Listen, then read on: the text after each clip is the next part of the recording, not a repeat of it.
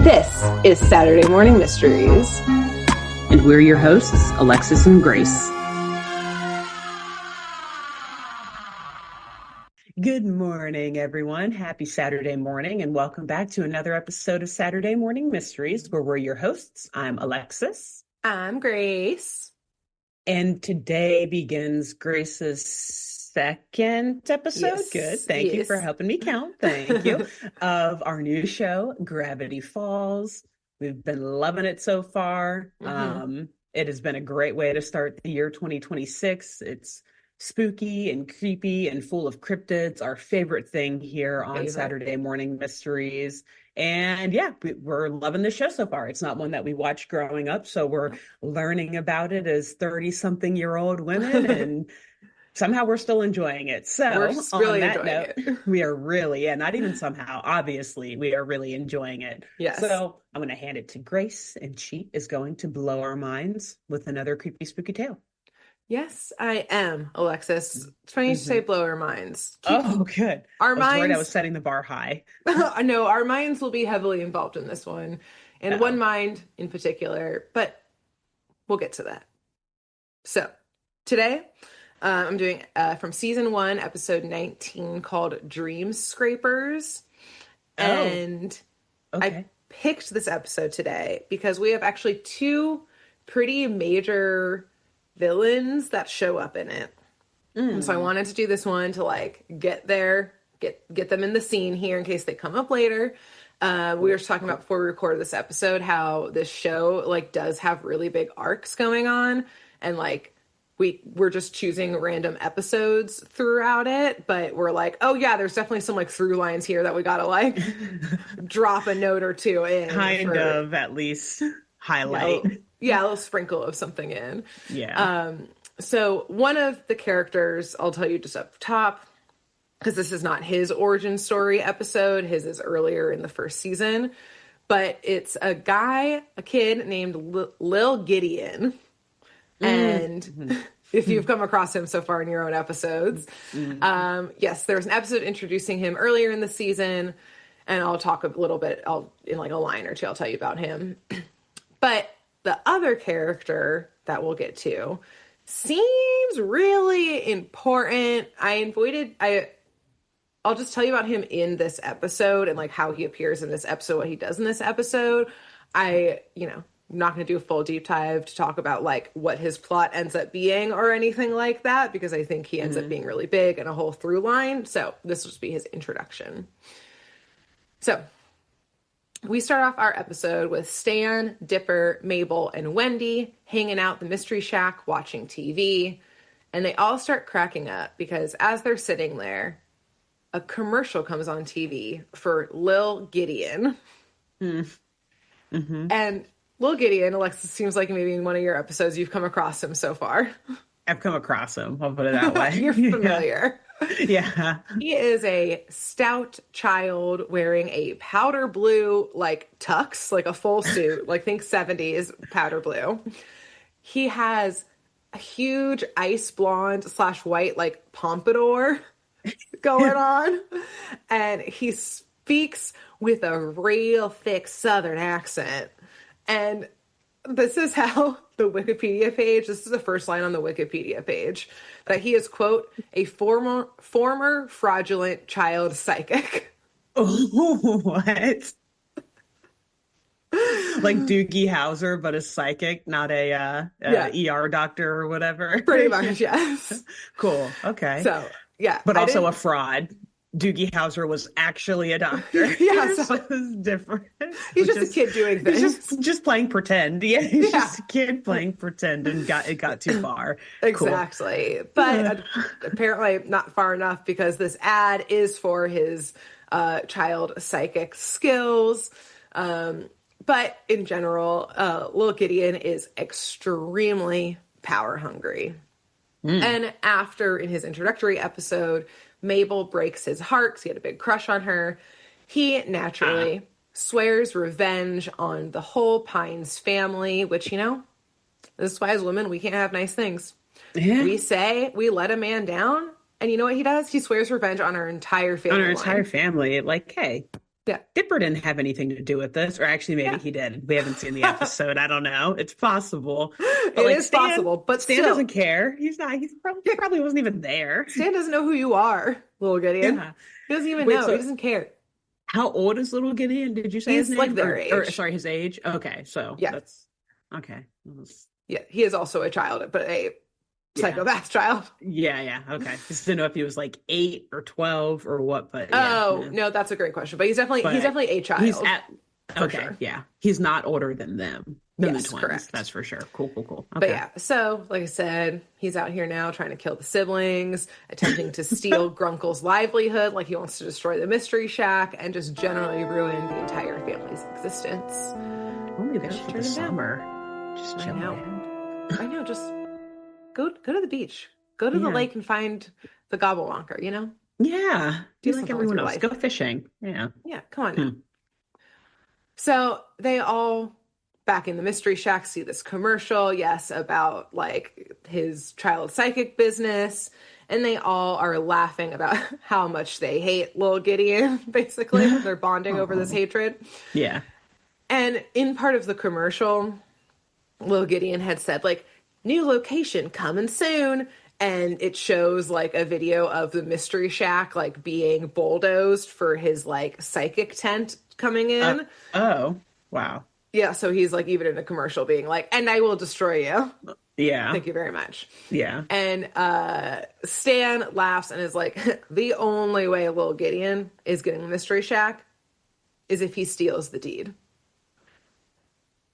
So first of all, Alexis, I'm so sorry to take your thunder and do the deed episode of the show, but I didn't mean to.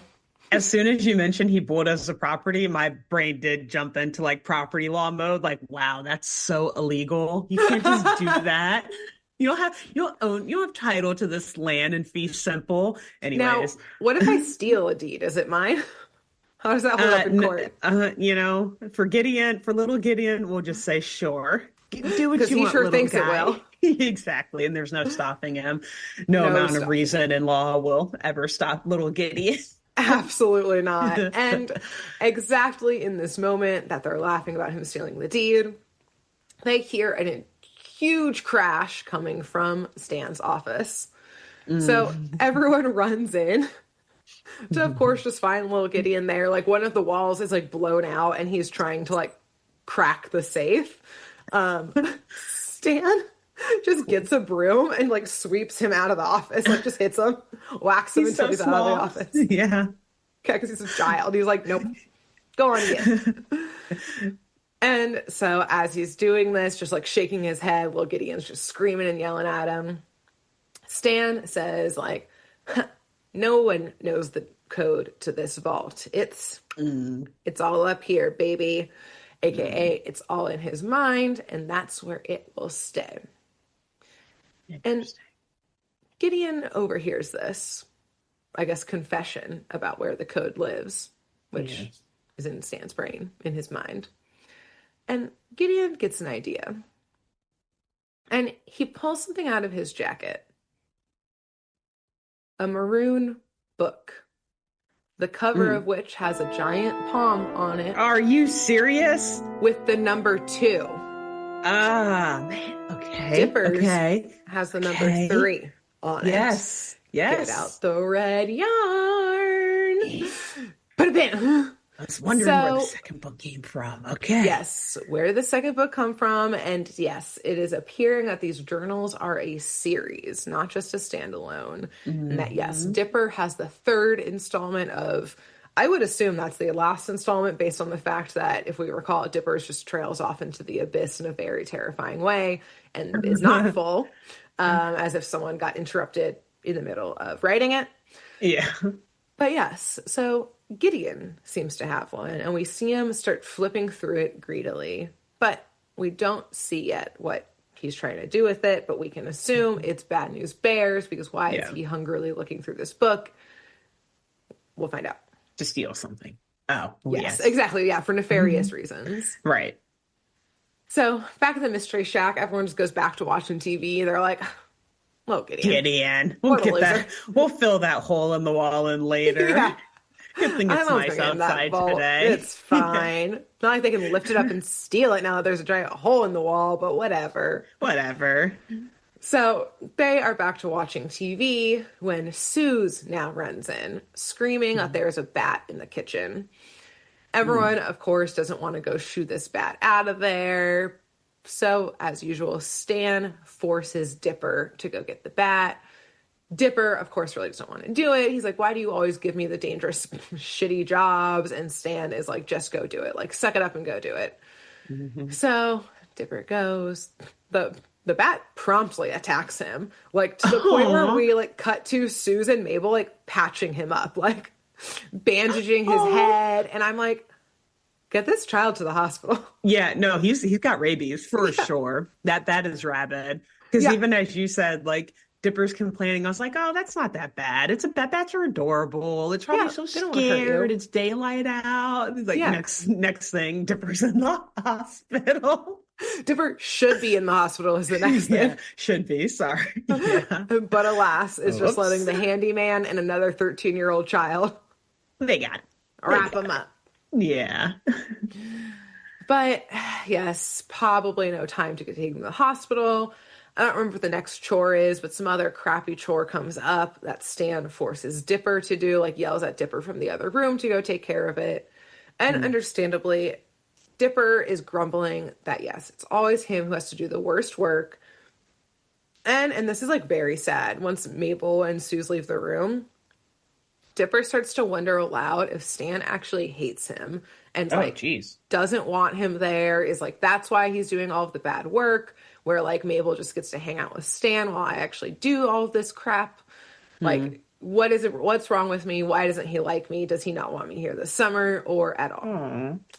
So, very sad.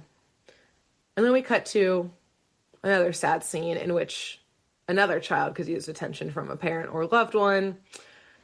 Gideon, up to Mhm. horrible things. Oh God. He could use a little supervision, a little, and maybe a Yes. hug from a Just a parent. teensy, at least, yeah, like a small, even a little shoulder hug, I'm sure would be good Yeah, for him. just a Any little sense of love and punch. affection, Yes, and of we notice you. You do yes, exist. acknowledgement. He can use Yeah. acknowledgement. Yeah. You know, he's not getting acknowledgement from anyone else, so he's trying to find someone else to get it from.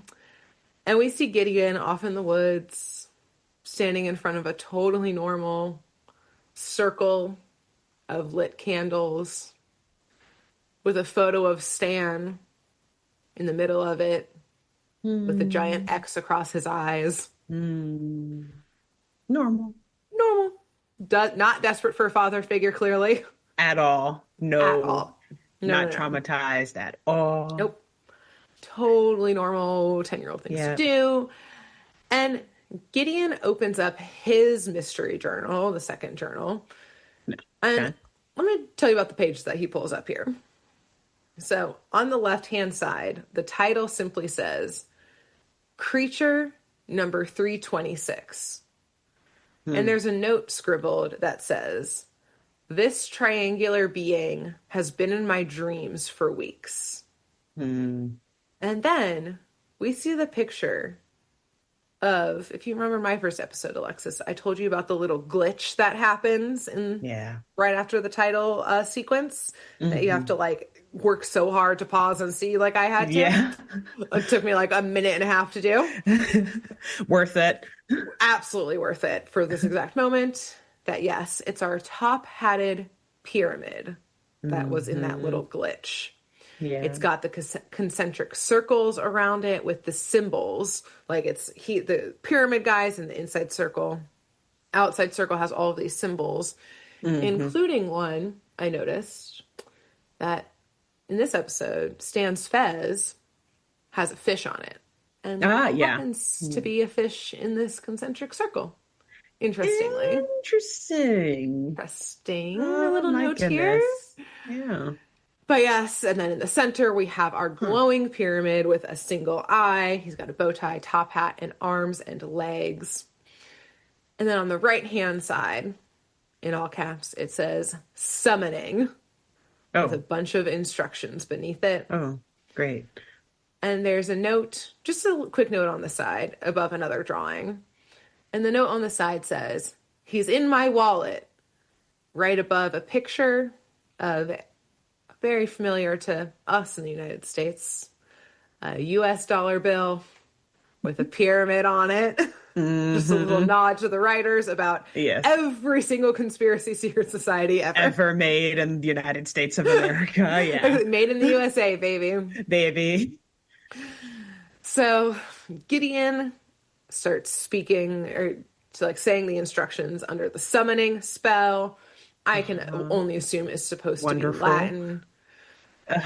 Great. We love it. Yes, I Again, a love lot of like it. Necronomicon, Book of the Dead going on here. Literally, We love yes. it. I definitely have a note like somewhere here, either in this episode or my last episode, of just like, not only do you not read a book you find in the woods or open it, if it's in Latin, you shut Do the fuck not up. like stop. Just don't. Just don't. don't. You don't. Never read Latin out loud. Just don't. Never. Like in general, not just be from safe. weird decrepit books that you find buried in tunnels deep underground, but just It's not worth the risk. don't. It's a dead language for a reason. Okay. Yeah. Everyone who spoke it died. Do you know how they died? Yeah. We're about to learn. Yeah. I know historian, but I mean, if the shoe fits, in this the case, pyramid fits in that dollar bill, you know? yeah, If the brick fits on that pyramid, you know? then hey, Who am I? So, yes, Gideon is, let's say, chanting the Latin, you know. okay, extra rule. If you find a book and it has Latin in it, it's one thing if you say it, but if you chant it, No chanting. that's even worse. That's not just gonna kill you. That's gonna like literally pull a demon into our natural world. And I'll stop right there because I don't want to spoil the episode that I still haven't seen. But I've seen enough horror movies to know exactly where this episode is going. You got it. We are an anti-chanting podcast. Let's just say it here, okay? We don't have a lot of rules. No The chance. first rule of this podcast are there no rules. Second rule of this podcast is no chanting. No chanting. Okay. It's really our only rule. Of any language for real, but especially Any Latin. language. Yes. So, yes, this chanting grows louder and louder and louder as a storm starts brewing above in the sky. And the chanting suddenly gives way to screaming from Gideon. Screaming that is so loud that Mabel and Suze overhear it and they run into the woods to find this very concerning scene. Yeah. Which at this point, Gideon has fully fallen to his knees. His body is like writhing in pain. He switches from screaming to once again the chanting in Latin in a voice that's almost not his anymore. And his face like jolts up towards the sky with his eyes suddenly glowing bright blue. And in like a flash moment, everything in the world, or this area at least, goes full grayscale. Oh, God. And even with the storm brewing overhead, once it goes grayscale, everything goes to slow motion. Like, we can see the wings of like a dragonfly beating. We can see the tongue of a frog going out and catching the fly. Everything seems to like almost be frozen, like near frozen in the world. And above Gideon, where he's sitting on his knees, we see like a little pinprick of a bright light emanating and then growing and growing into a triangle, still just a light, but then almost like a skylight, like in a triangular shape, let's note still, like a skylight through the storm. We don't just see like blue skies on the other side. We see all the way through this triangle into the universe. Oh, God. Oh, no. We Not just a see portal. galaxies, yes, upon galaxies, upon galaxies. And it seems that things are only going to get worse here because the edges of this skylight erupt in flames as laughter begins echoing through this portal, let's say. Echoing down to this planet, and among all of the stars, a single eye appears. Okay. And with a snap, The fire and the universe in that triangle are all gone. But yes, the horrors have just begun because from the sky, like you just said about chanting, perhaps a demon gets called down to our earthly plane. No, just, my guess. My assumption here, Just, not speaking from experience or anything, just educated guessing. Yeah, right. The street smarts, Exactly. Wood smarts, forest smarts, Forest smarts, yeah. Forest, Cryptid don't smarts. do it. Mm-hmm. So yes, so down from that universe triangle hops our top-hatted pyramid from the journals and the glitch, as if he himself is a glitch in the universe. And as he descends his earth, he goes from grayscale, which everything around him still is, to glowing gold. And he zooms down to Gideon, still floating in the air. And his voice is like, I can't really imitate it, but it's like echoey and like a little bit distorted, like on the edges. But he looks around and goes, oh boy, Gravity Falls. It is good to be back. And he looks at Gideon and says, the name's Bill Cipher. And then he starts roasting Gideon. Oh, geez. He's like, making hey, fun of his suit. Thanks for letting me in. By the way, what the fuck are you wearing? Yeah. By the way, what is this, 1972 prom? I didn't think so. No date? That's what I thought. Oof. And Gideon kind of shakes off the, like, was he making fun of me for a second? And gets his shit together and says, what actually, how do you know who I am? How do you know who I am? So he's still a little freaked out, but, gets shit together enough to ask. Fair. And Bill Cipher, the name of this floating pyramid triangle, laughs and laughs and laughs and says, Gideon, I know lots of things. And then all at once, like a sun appears behind him and he freezes as his one eye like grows huge and his voice drops and says, lots of things. Oh, God. The glowing gold. This is why I was like, these writers and animators are so fucking funny. The glowing gold of his pyramid body switches to like a montage, but like really, really fast. Like every single thing is like maybe 0.2 seconds, like super fast montage of real life footage or like real life images. Oh, no. Yeah, not like the courage, the moon landing, UFOs, skulls, pyramids, maybe JFK. Like every conspiracy again that you can think of. Good old made in the USA conspiracies. And Bill American Cipher, as apple pie. American as apple pie, baby. And Bill Cipher knows them all. Yeah. And then with a wave of his hand, he goes back to gold, shiny, and then just, casually to show his power, he like waves his hand. And I'm like, this is when I was like, oh, right, this show is not afraid to be a horror movie. Got it. Yeah. There's a deer nearby. And as he waves his hand, he rips all of the teeth out of this deer and throws them at Gideon. Oh, my God. Laughs. And then waves his hand again, and all of the deer teeth go back to the deer's face. Jeez. Do you ever watch this show and forget that it's a Disney show? Dude, I constantly think like, oh yeah, this is Cartoon Network. Of course they're saying stuff like that. And they're like, oh shit, no, this is a Disney show. That's crazy. I didn't know Disney went that hard. It absolutely gives Cartoon Network. It absolutely gives, like, this is on late night Disney at most, or at least. Yeah. And my next episode, I was like, this is, if I was a child watching this, like my next episode, it would have fucked me up. Like, this one, or like if I were a parent to a child watching this episode, I would be like, turn this off. What are you listening to? No, put on Bluey. What the fuck? Right, you're gonna have so many nightmares from this, you 3-year-old. This is not okay. No, this one definitely gives a lot of intensity, and then my next one is straight up a horror movie for sure. Yeah, great. We love it. Yeah, I mean, we do. Like legit. Again, people who recommended the show, you were right. You were absolutely correct. Yes. Great show. Yes. Oh, and here, is my note of never read aloud from a creepy book hidden in the woods. And bro, if there's Latin in it, burn it. Rebury it, burn it. And again, get rid of it. No chanting. But at this, Gideon kind of like slaps himself back into focus here.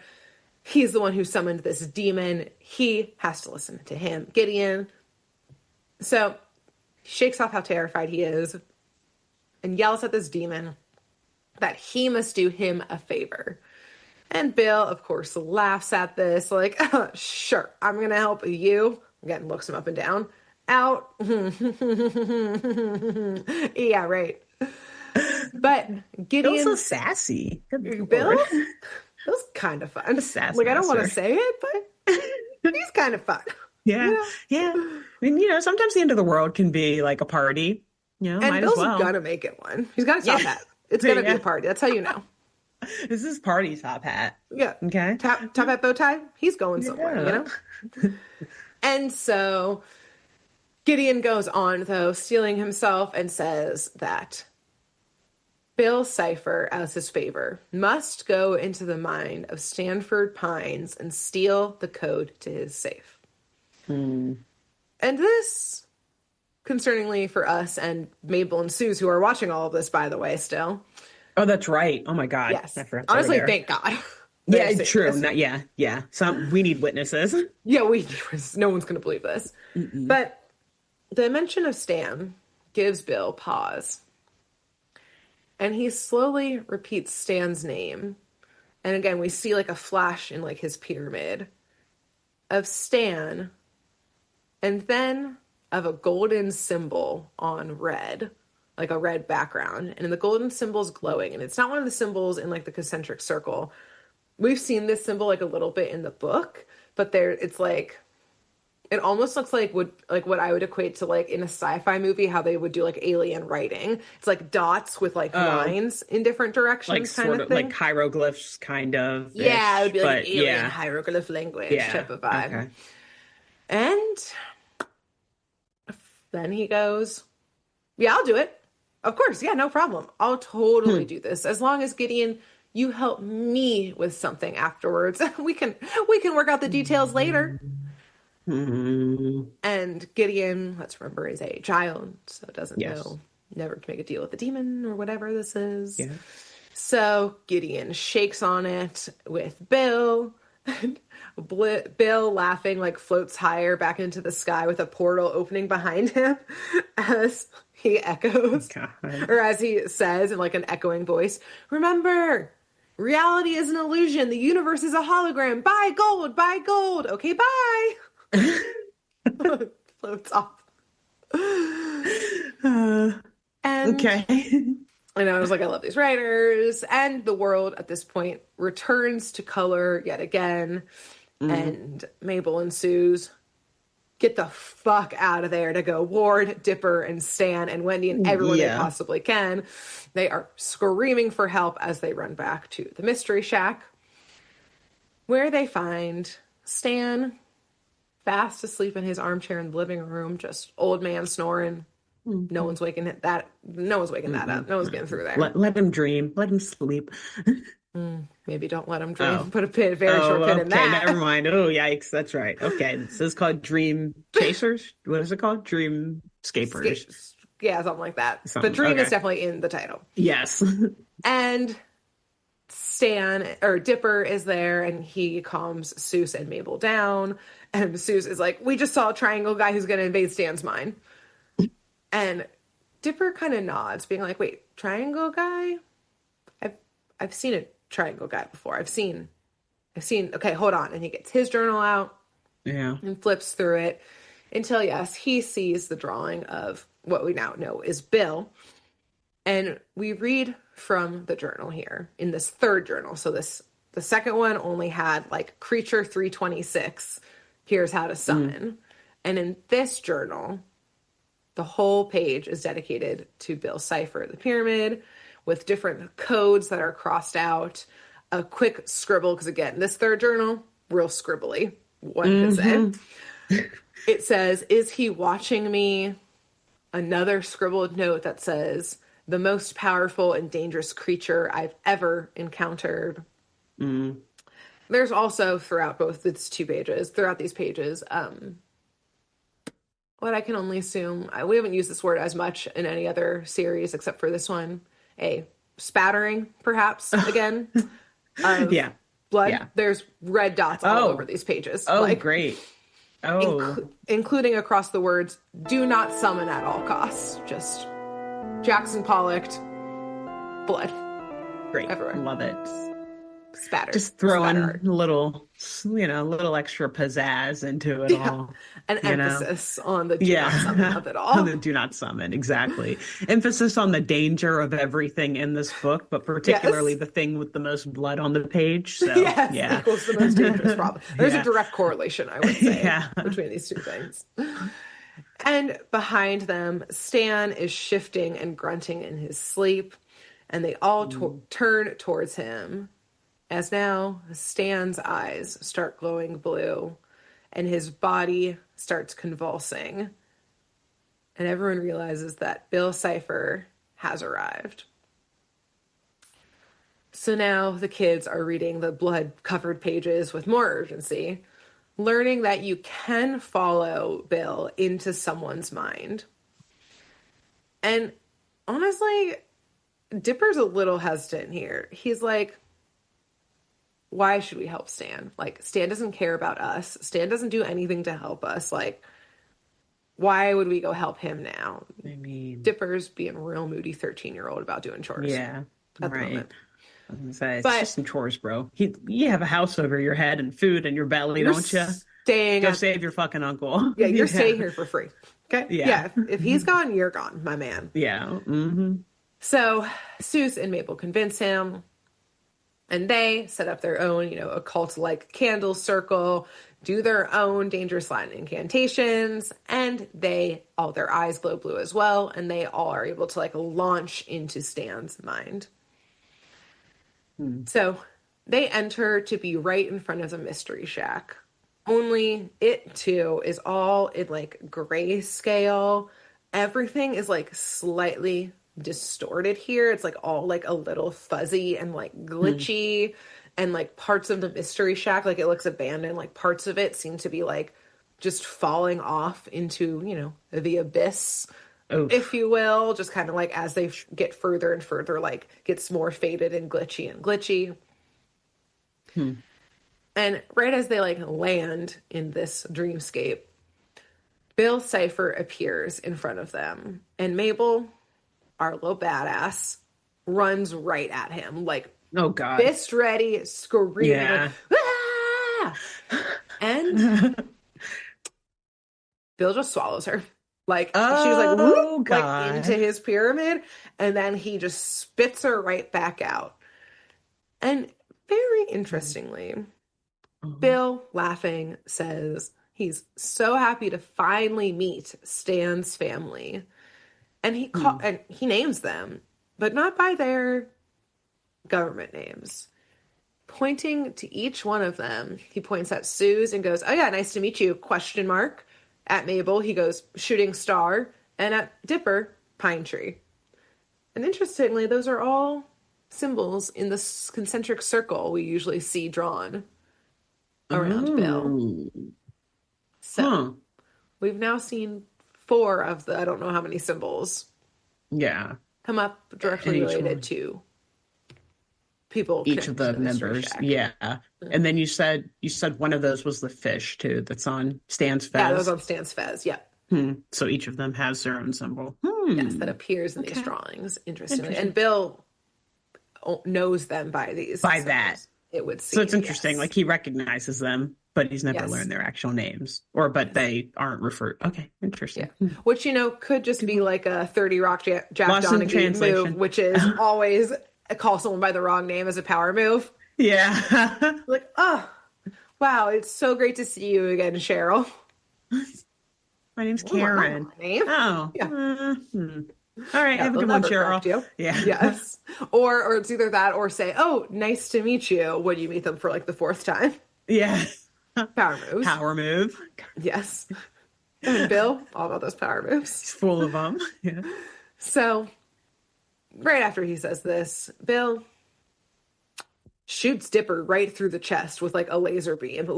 A full hole just now appears in Mm. Dipper's chest for like I mean, almost the at rest least of this it's a whole episode. laser, so it's immediately caught her eyes. That's Yeah, always, it's like the and bright side of lightsabers, you know, you lose a yes, limb, but you don't bleed out. yeah, it's a So, quick fix, and it yeah. is also a dream, so we don't Oh, know the that's dream right. logic yet. Hmm. Thank God. I did actually forget. Yes, but apparently in this dream, well, I don't know. The dream logic is of course confusing here, especially because I Yeah. think this is a reality for Bill Cipher, not just a dream. Oh, true. We shan't learn what actually it is, but yeah, Dipper's fine. Just a little, a little shaken up by having a hole in his chest Yeah. now. Got the wind knocked out of him, you Yeah, know? he got a lot knocked out of him. Yeah. In a Lungs. dream. There's no wind to be knocked out anymore. His lungs are Yeah, gone. true. So Bill, after shooting Dipper, zips on into the mystery shack. And here we see they follow him in, and within the mystery shack, there are thousands of doors. It's like one of those, like, the staircases going in different directions and leading Yeah. to nowhere. Doors on all, like, surfaces possible. Like, Hmm. there's no way to just walk in a straight line type of thing. And it turns out that every door contains a different memory of Stan, which Mm. means that somewhere one of these doors has the code in it. Mm. Yeah. And so as like they see like Bill like is zipping off into the shack or like zipping off further into the shack, Mabel yells at him that he can't invade people's minds. Like, you can't do this. You're not, you physically can't do such a thing. Non-consensual. Yeah. And Oh, Bill's that like, too. Yeah. yeah, non-consensual. I was And like, Bill's it's like, illegal. It's yes, I unethical. can. It's unethical. Like, as if Yeah. Bill cares about ethics. Exactly. It's some And interdimensional demon. He's like, yeah, yeah, I was born out of the lack of ethics. you just live in the lack of Yeah. ethics. I was born Another in it. Bane reference. This whole Yeah. season, this whole arc will be. But to this threat that he can't do it, Bill laughs as he goes further into the mystery shack and snaps his fingers to reveal exactly what Mabel is thinking about. Mm. And Alexis, do you remember Uh-oh. from your episode last week those two like 80s animated hunks? They're in like every episode I've learned. It turns out they're like from like either like a boy band or like her favorite Like a TV show she watched series. or something. Yeah. Yeah. And they snap to life before it's like these two teenage boys who are, like animated, like bright neon, like 80s. Don't match the regular animation No, style of like the show at 80s, all. like anime clearly stand almost out. Yeah. animation. And like Mabel is like hearts in her eyes. And one of them goes, "Whoa, is this heaven? Because I see an angel." Oh my God. And God. Maple, come on. Come on, Mabel. focus. And Dipper's like, "You gotta leave them behind." And Mabel, who's already actively being carried by both of them, like on their shoulders, is like, "Nah, they're coming with us. Uh, These hunks, we need the extra manpower. we need their strength here." Yeah. So I'm just going to collectively refer to them as hunks. They have names. Love I it. didn't learn them.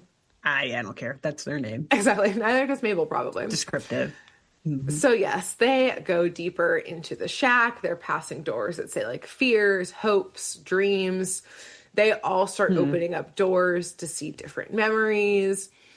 At one, there's like Stan being a door-to-door like vacuum salesman, and he's realizing like, oh, I got to get a good pitch down, like saying like these vacuums suck, like that's actually not a good pitch, even though it's No, literally what they it's funny. do. Yeah. Yeah, so he's like learning kind of how to be the con man.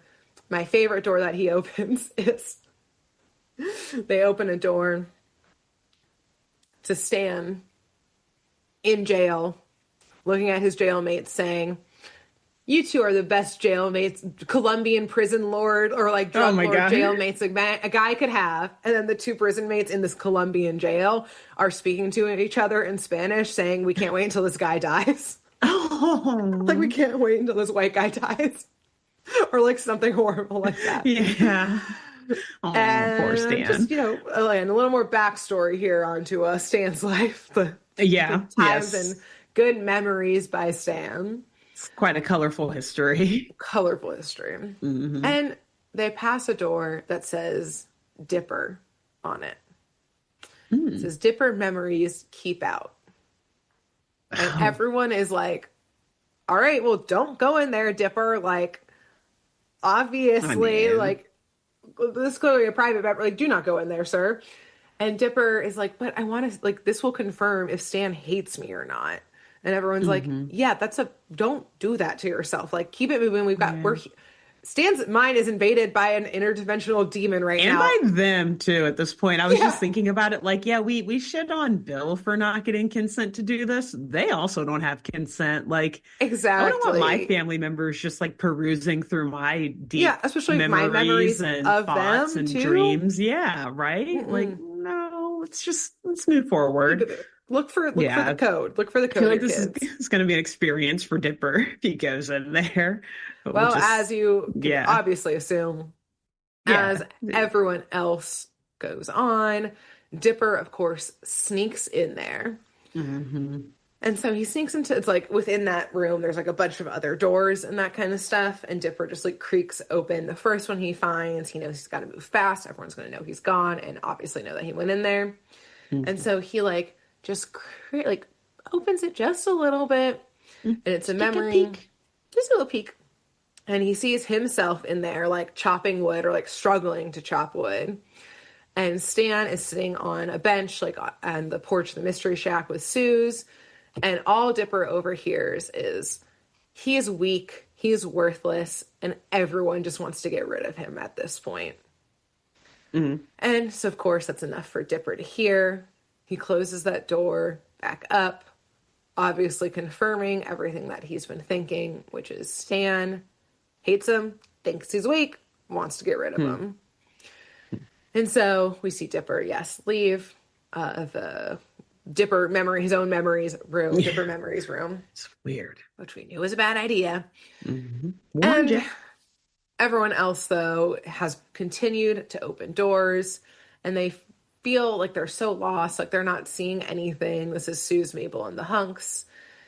And then Mabel pauses and goes, we're in Stan's mind, looking for a thing Stan is trying to hide. We have to think like Stan, be Stan. We have to become Stan, get in his mindset. Mm. Like, where would he hide his secrets? Like, it wouldn't just be behind a door. And Suze goes, and I direct quote, oh, like how he hides his arrest warrants under the gift shop rug? Oh my God. Arrest warrants. Oh Jesus. Warrants? Not even just yeah, Plural? plural, first of all, but not even just like search warrants or Parking anything. Like, tickets? no, arrest Arrest warrants. warrants. Slip it under Yeah. the rug. So, yeah, No. I love how the show is just straight up like, this is a criminal. Yeah. Oh, Man, full stop. Like, criminal. yep. Fully. Not trying to hmm hide it. But that's a good hunch by Suze, and they do find a look-alike rug from the gift shop, and they move it aside to find a trap door.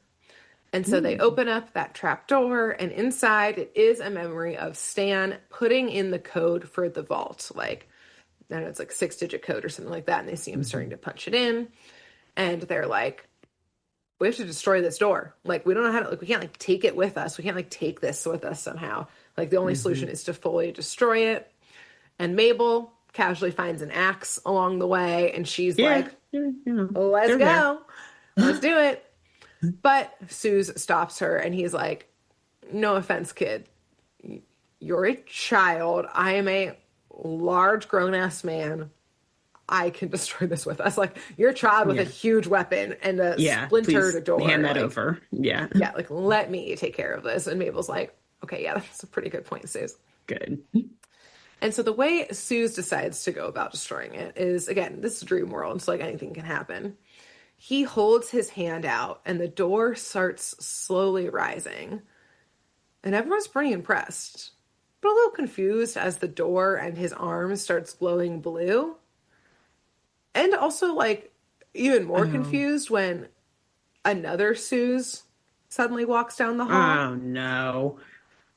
and is like, what's going on here? Uh-oh. And yes, as you are probably Yeah. assuming, the glowing Suze of course, was Bill in disguise, and he morphs back into himself now, holding the door and laughing, saying, quote, "It's funny how dumb you are." Oh. I know. Bill, not very You nice. guys aren't dumb. Bill's just very mean. Bill's just an interdimensional. This is their first Yeah, potential time in a different dimension. dealing with such a being. Yeah. Or Give them a they've few never been minutes to before. like catch up to the how the rules here work, if there are Exactly. They're not any. posted anywhere. Yeah, if there are any. Yeah. There certainly aren't. No, Bill makes them up as he goes, much like this podcast. Oh no. Are we, Bill? Full of conspiracies? I look up and you have a top hat on. And like a montage of conspiracy videos flashing on my hoodie. Yeah. Our listeners are Mabel and Dipper. Just kidding. You guys aren't stupid at all. No. Exactly. It was a compliment to say you're Mabel and Dipper. It was. So Bill zips out holding the door, and Mabel is screaming that they have to go save him. And so the group, Suze, Mabel, and the hunks start running that way, and Dipper intercepts them. Forgot the hunks were there. Oh, they're here, baby. They are here. And Dipper intercepts them, and they're like, "We gotta go, he got the door." Dipper, he's got his hat down, moody as hell now, and is like, "So? Like, I don't care what happens to the Mystery Shack. I don't care what happens to Stan.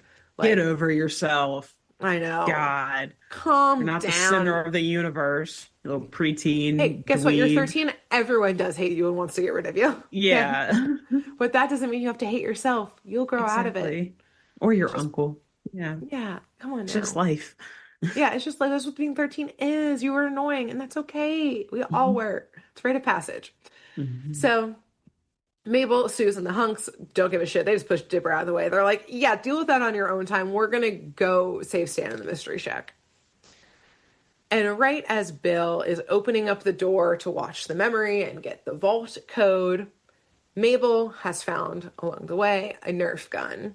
And she's able to aim it right at that door because he like swings the door open. Nice. And Mabel, a good aim. She's practiced with her grappling hook plenty of times. Yeah. Shoots the door. And the door flies through, the door and thus the memory, flies through into like another room that contains a truly, apparently, bottomless pit, meaning that this memory is fully lost and gone forever. Great. And thus, and like Gideon had like been able to watch all of this happening, like Bill like CCTV'd him in. But as this happens, Bill starts screaming because Gideon is saying, the deal, you lost the memory, the deal's off, whatever you wanted me to do, I'm not going to do it now, I'm going to plan B, and that's without you, Bill. So Gideon, out of here. And Bill, having lost whatever this deal was going to be with this mortal creature, Gideon. Bill. This mortal creature. Aren't we all? You're speaking in character. You're looking through Bill's eyes. Yes. Exactly. This mortal weakling. Yeah. Gideon. So Bill is, pissed now. And he starts to glow red and starts screaming as flames erupt from his hands and his eyes go completely black. And that, like, red tint that he's turned starts to flash those, like, alien script symbols really quickly all through him in gold. And he raises his arms as more flames erupt. And this, like, the ground around all of them starts, like, shaking and rising up as this, like, multi-story, like, a building-sized giant statue of Stan's head, because they're in his mind, I guess, so it has to be Stan's head. That's true. Erupts from the ground beneath them. It's like the top of the head is flat. Maybe the top of the fez is flat. And this will plateau for them. Yes. Yes. A nice plateau. And it launches them into the galaxy. With all of them. Mabel, Suze, and Hunks. The whole thing takes off like a rocket. The head, these innocents and Bill, these mortal creatures and Bill.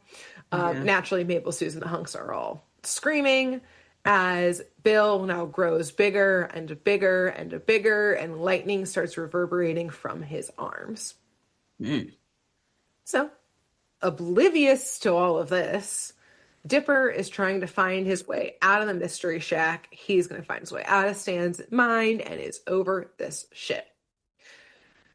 And he opens up a door and stumbles upon the same memory from before, but slightly earlier from when he first entered into it, only seconds earlier. And so he hears the full conversation that Stan and Sus are having. And Stan is basically saying, yeah, Dipper reminds me a lot of me when I was little. And when I was little, everyone said I was weak. They said they just wanted to get rid of him and that they hated him. And they see like a montage of like basically like Stan growing up. And he's like, this is what everyone said about me as a boy. And we see Stan like as a kid, like getting beat up by like other kids at school constantly, like getting made fun of. We see like Stan's dad like pushing him to be tougher until finally like Stan is finally able to stand up for himself as he gets older, and he's able to hold his own against all of those bullies. And we flash back to this memory, and Stan is saying like, I don't want to like have to like toughen Dipper up in the same way that my dad did, like forcing me to like wrestle and get in fights, but like I'm really proud of Dipper. He's becoming really independent. He's getting stronger, and he's like getting more ready for the world. And we kind of see like Dipper, who had been like missing, he's like trying to split logs and kept missing them or like being too weak, finally like gets one and gets super excited. And like Stan and Sus cheer for him. Like they're super excited that he finally got it. Boy becoming a man. Which also I was like, Dipper, you were there for this moment where they cheered for you. Do you not remember this? Do you not remember that? Yeah.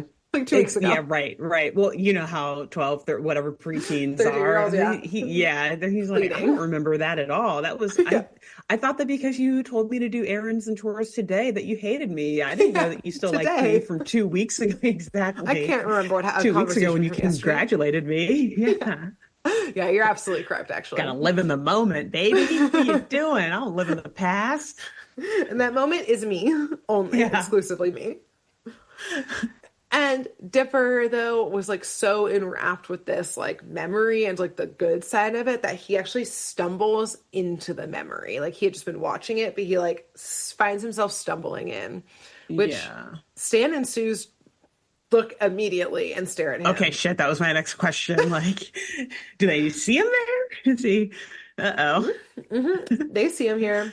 Yeah. Which, yes, I had the same reaction of you of like, oh, Dream Logic shit's about to get so fucked up. Right. I'm confused already. Yes. But Stan and Sus, just stare at him, and Dipper is, like, kind of like us, like, oh, I fucked up. There's two of him in this room. We're like, oh, no, oh, no, oh, no, oh, no. But Stan is like, what are you talking about? Like, it's fine. This is a dream of a memory. Like, it's a dream world. Like, and, like, you can do whatever you want in a dream. And, like, I don't know, he, like, waves his hand and some crazy stuff happens. And he's like, literally anything you can dream of, you can do. Duh, kind of thing.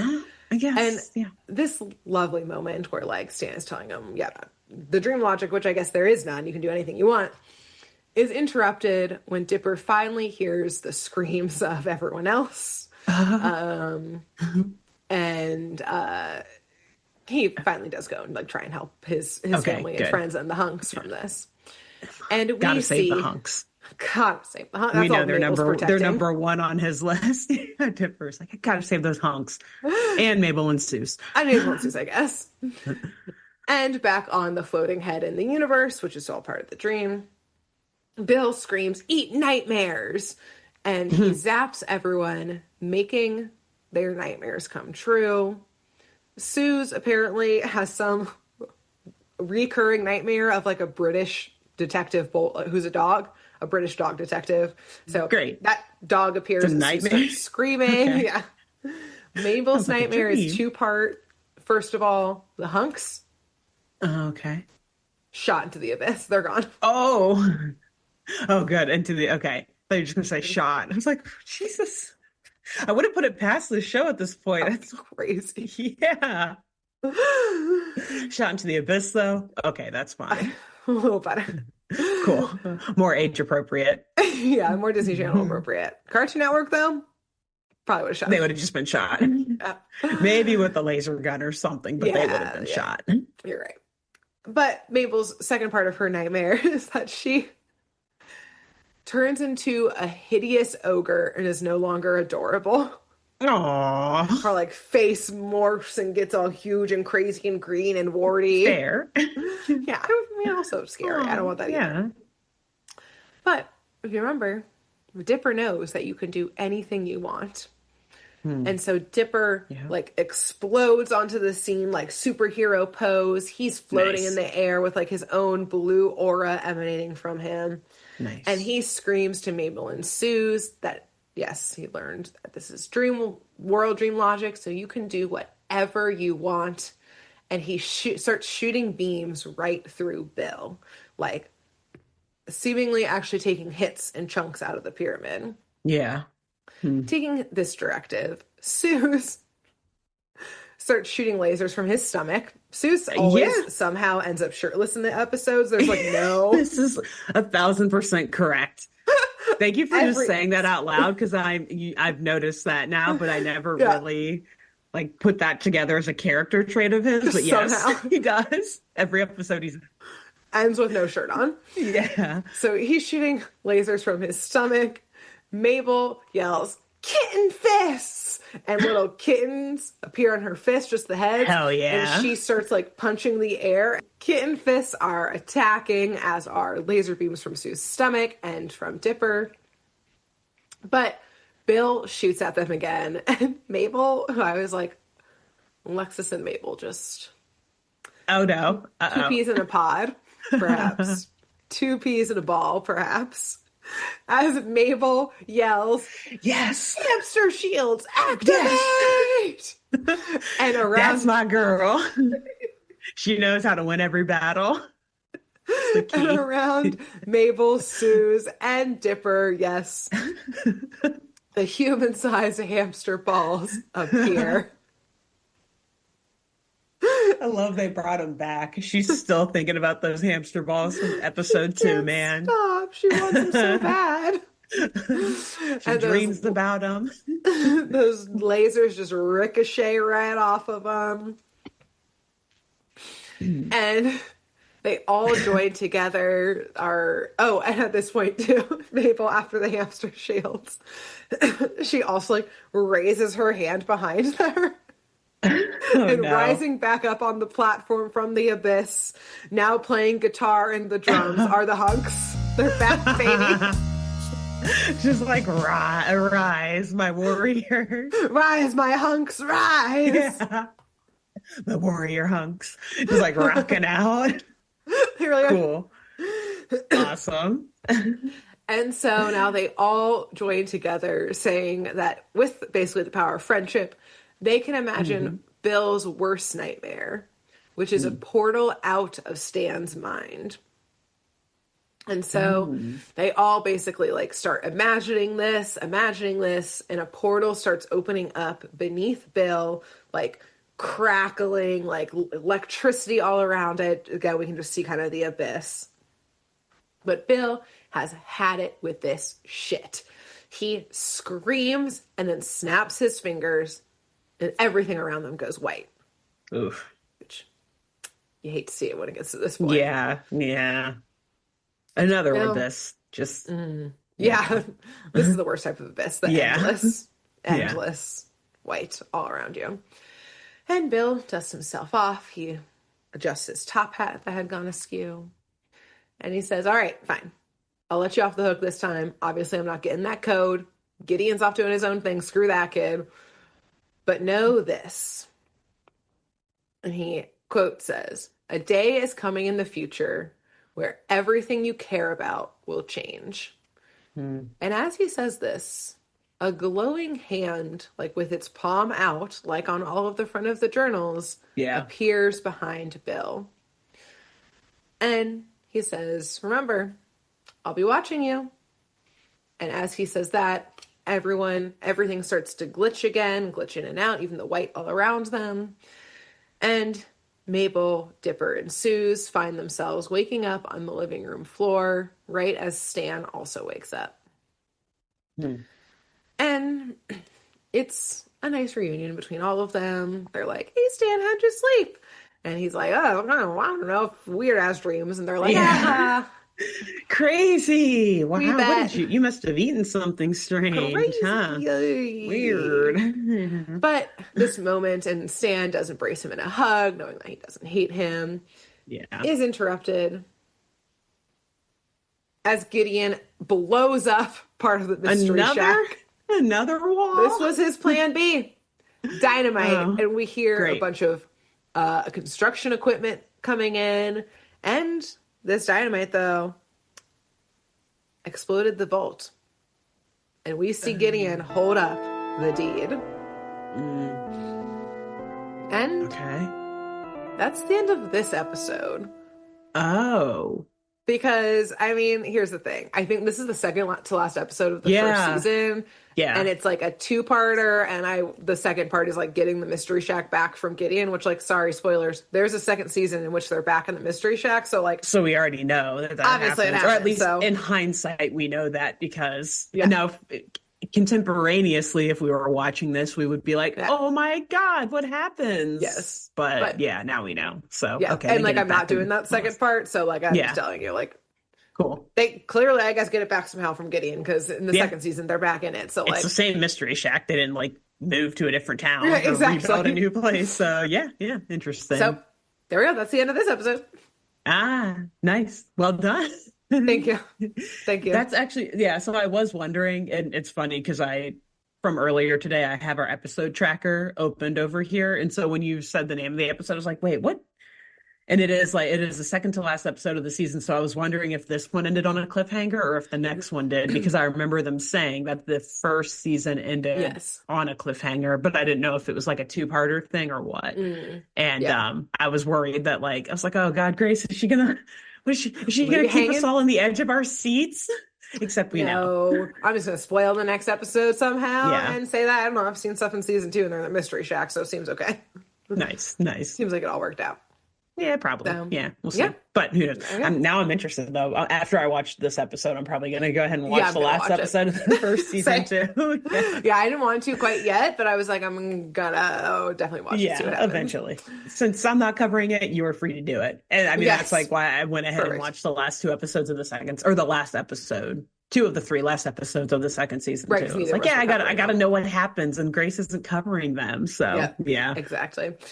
So, yes, we finally met Great Phil, job. who seems to obviously be a very significant character in all of this in some way or another. And between now and next week, Alexis, when we have your next episode, who should our listeners and viewers tell about this show? You should tell the person, everybody knows that one person who is just chock full of conspiracy theories, just your most okay, Grace is like, Jesus, fucking Grace. That just seemed personal. We all know him. We all know at least one. Tell that person and tell him to pause on that montage of conspiracies going through Bill's belly and ask, how many of these do you ascribe to? How many do you believe in? Truly. Who should they tell after that? I think after that, you should tell someone, because we all also know this person, who is so staunchly anti-conspiracy theory, like won't even entertain a fun cryptid type of person, like just so staunchly against it, which also is problematic in its own way. It is. It is. I agree. And not fun, just like live a little. Have a little fun. But yes, tell the person who's so staunchly nice every single one of them, even the fun ones. And with that, we'll see y'all next week. See you next week. Bye. Bye. Thanks for tuning in to Saturday Morning Mysteries. If you enjoyed this episode, please share, rate, review, leave us a like, and drop a comment. We post episodes every Saturday and bonus tune tangents whenever we feel like it. So please subscribe so you don't miss the shenanigans. And if you want to follow us on YouTube, click the bell under the YouTube subscribe button to receive notifications when new videos are posted. And if you want to subscribe to the podcast, we have no idea what you're listening to us on, so just hit the big subscribe button on whatever app you're using. We believe in you. Give us a follow on Twitter and Instagram at SatmornMist, all the abreves, and let us know if you have any episode or show requests by emailing SaturdayMorningMysteries@gmail.com. Thanks to Jenna Kendall for the logo design and to Ava Sakiki for the music used during this week's episode. See y'all groovy kids next week on Saturday Morning Mysteries.